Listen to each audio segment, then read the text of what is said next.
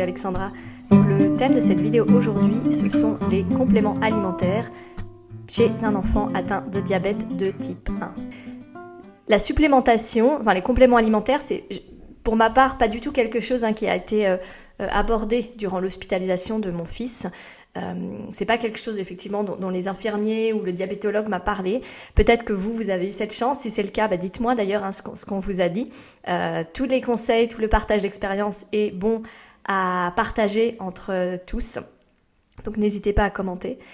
Pour ma part, j'ai fait plusieurs recherches, de nombreuses recherches, et j'en suis arrivée à la conclusion qu'il y a vraiment 3 compléments alimentaires qui peuvent aider, et ça a été prouvé par des recherches, des papiers de recherche que je mettrai aussi en commentaire. Alors une petite note avant de commencer, évidemment, ce ne sont pas des conseils médicaux, simplement le retour d'expérience d'une maman dont le fils est atteint de cette condition. Ça n'a pas vocation à remplacer évidemment les conseils de votre médecin.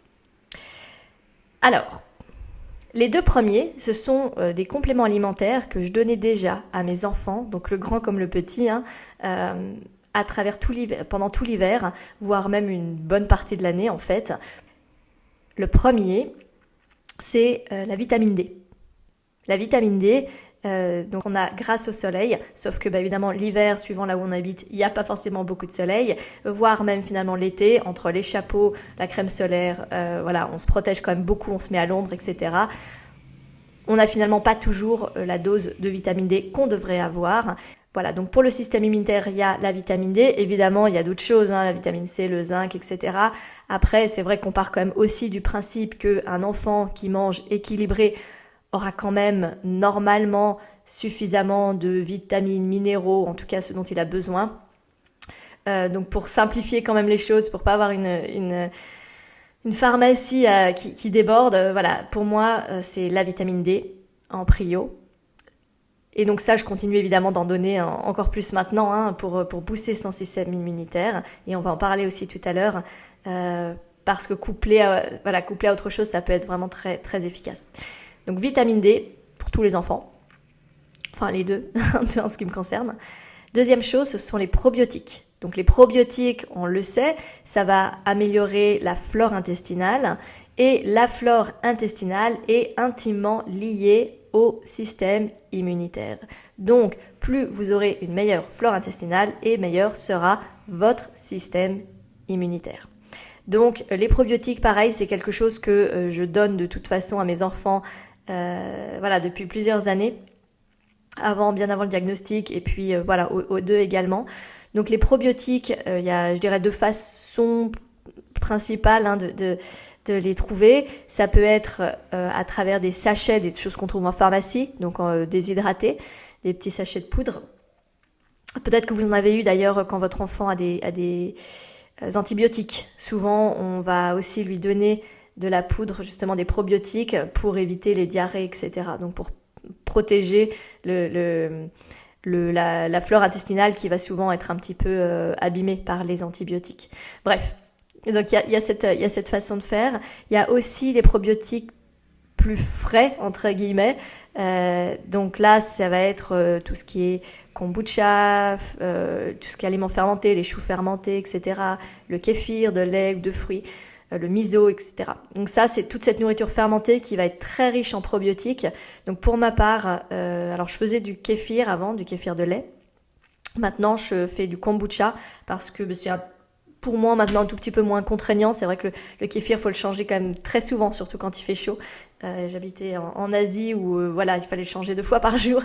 Donc c'était un petit peu pesant, surtout quand on a plusieurs choses à s'occuper dans la journée. Donc je suis finalement passée au kombucha. Alors, à noter quand même, faites attention pour les enfants.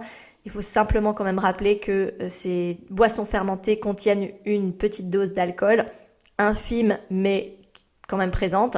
Donc à mon sens, ça reste relativement assez faible pour que ça soit insignifiant, mais je veux quand même le mentionner.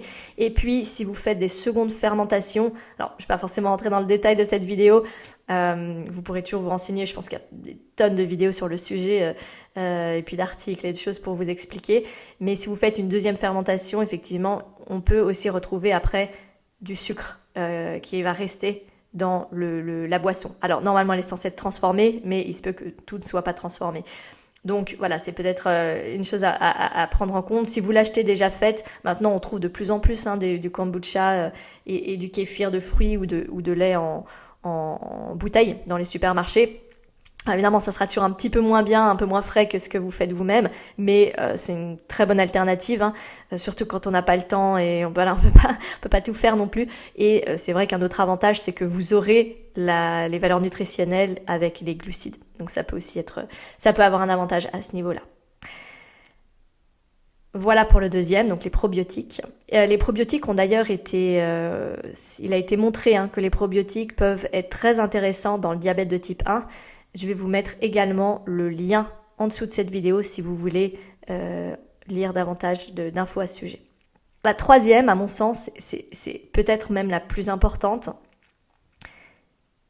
Et pareil, c'est quelque chose que j'ai vraiment dû chercher pour trouver. Alors, à nouveau, peut-être que on vous a donné l'info.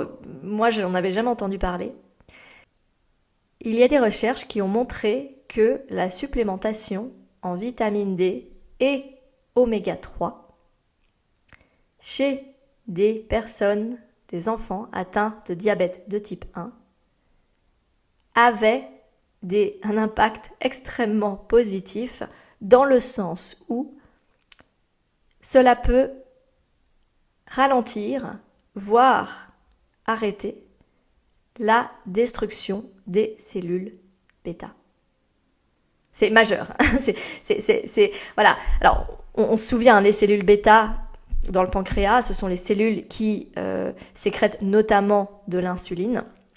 Et ce sont ces cellules qui sont détruites par l'organisme, par le propre système immunitaire de l'enfant atteint de diabète de type 1. Alors, évidemment, il y a quand même un petit bémol par rapport à ça, c'est que pour que ça soit efficace, il faut évidemment qu'il reste des cellules bêta. Mais si vous êtes encore en début si le diagnostic a été posé il y a peu de temps, si vous voulez prévenir, etc., je dirais que c'est sûrement là que ça a encore plus d'impact. Mais voilà, la supplémentation en oméga 3 couplée à la vitamine D peut avoir des effets positifs pour ralentir la progression de la maladie. Alors pour ma part, j'ai trouvé un sirop qui est un sirop pour enfants qui justement combine vitamine D et oméga. Donc comme ça, j'ai pas à me poser trop de questions, tout est là-dedans. Donc c'est de l'huile de poisson, dans des doses qui sont adaptées aux enfants et donc que je lui donne une fois par jour. Donc c'est 1 cuillère par jour. Ça n'a pas de sucre, donc c'est aussi l'avantage. Ça a un goût qui est discutable, un goût un peu de chewing-gum. Alors lui, en tout cas, ça le dérange pas. Je pense qu'il y a peut-être des enfants qui n'aiment pas, j'imagine. Lui, il le prend sans aucun souci. C'est pas très fort, en tout cas, ça sent pas le poisson pour l'avoir goûté. Et voilà. Donc après, le retour d'expérience par rapport à ça me concernant, pour être très sincère, j'en ai pas encore. C'est tout récent. J'ai commencé à lui donner il y a quelques semaines et on n'a pas encore eu de rendez-vous d'analyse depuis. Donc j'aurais du mal à vous faire vraiment un retour en ce qui me concerne. Et puis après, c'est vrai qu'à mon échelle, savoir si une amélioration de la situation est due à ça ou à autre chose ou à une combinaison de facteurs, c'est évidemment toujours difficile quand on n'est pas dans des conditions de tests cliniques. Mais en tout cas, je pense que ça vaut le coup d'essayer. Donc pour moi, ce sont les 3 compléments alimentaires que je trouve importants. Sans qui évite non plus, comme je le disais, d'en avoir trop. Mais pour moi, je me limite à ces 3-là et je pense que ça peut être utile. Voilà, j'espère que ça vous a été utile. N'hésitez pas, si vous avez d'autres idées, s'il y a d'autres compléments alimentaires que vous donnez à vos enfants, indiquez-les-moi. C'est toujours intéressant, comme je le disais, de partager nos expériences, nos recherches et nos conclusions. Voilà, merci beaucoup, à bientôt.